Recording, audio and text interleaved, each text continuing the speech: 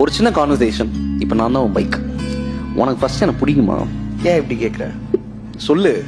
உன்னைய எனக்கு ரொம்ப ரொம்ப பிடிக்கும்.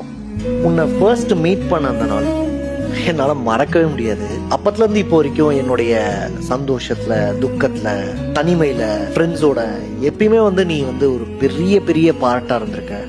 I still remember. நீ அந்த டிவியில் அட்வர்டைஸ்மெண்ட்டில் என்னை பார்த்து, ரோட்டில் காசே இல்லாமல் அந்த போஸ்ட்டை ஆன் வாயை போலன்னு பார்த்து, அதுக்கப்புறமா கொஞ்சம் கொஞ்சமாக குருவி சேர்க்குற மாதிரி காசு சேர்த்து இஎம்ஐயில் என்னை நீ எடுக்கும்போது எனக்கு அவ்வளோ சந்தோஷமாக இருந்துச்சு. ஒருத்தர் என்னை தேடி வராங்களா, என்னை எடுத்து அவங்க லைஃப்பில் வச்சுக்கணும்னு சொல்லிட்டு அவ்வளோ ஆசைப்படுறாங்களா அப்படின்னு சொல்லிட்டு ரொம்ப சந்தோஷமாக இருந்தேன். அப்போலேருந்து இப்போ வர எனக்கு ஒரு பெரிய ஃபேமிலி கிடச்சிருக்கு. நீ என் லைஃப்பில் வந்துட்டதுக்கப்புறம் இதுக்கு மேலே எல்லாமே சூப்பராக நடக்க போகுதுன்ற ஒரு நம்பிக்கை வந்துச்சு. ஸோ நீ இல்லைன்னா என் வாழ்க்கையில் நிறைய விஷயங்கள் மிஸ் ஆகிருக்குன்ற மாதிரி தோணுது. ஸோ அதனால் அதுக்கு ரொம்ப பெரிய பெரிய தேங்க்ஸ் சொல்லிக்கிறேன். And at the same time நான் உங்ககிட்ட சாரியும் சொல்லணும்னு ஆசைப்படுறேன். ஏன்?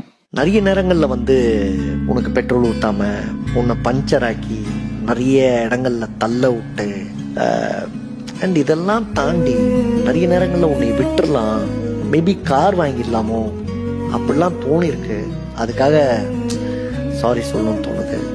ஆனால் எனக்கு உன் மேலே கோவமே இல்லை. சரி, எனக்கு சாரி கேட்குதால அன்னைக்கு கொண்டு போயிட்டு என்ன நீ வித்துடலாம் அப்படின்னு போகும்போது அப்போ ஏதோ ஒரு தயக்கம் உனக்குள்ள. நீ அழுதுட்ட. நீ திருப்பி என்கிட்ட ஓடி வந்தப்போ எனக்கு அதை எப்படி எக்ஸ்பிளைன் பண்ணுறதுனே தெரியல. நான் உங்ககிட்ட ஒன்று கேட்கணுமா? இப்போ கேளு. என்னை விட்டு நீ போயிட மாட்டல? சத்தியமா மாட்டேன்.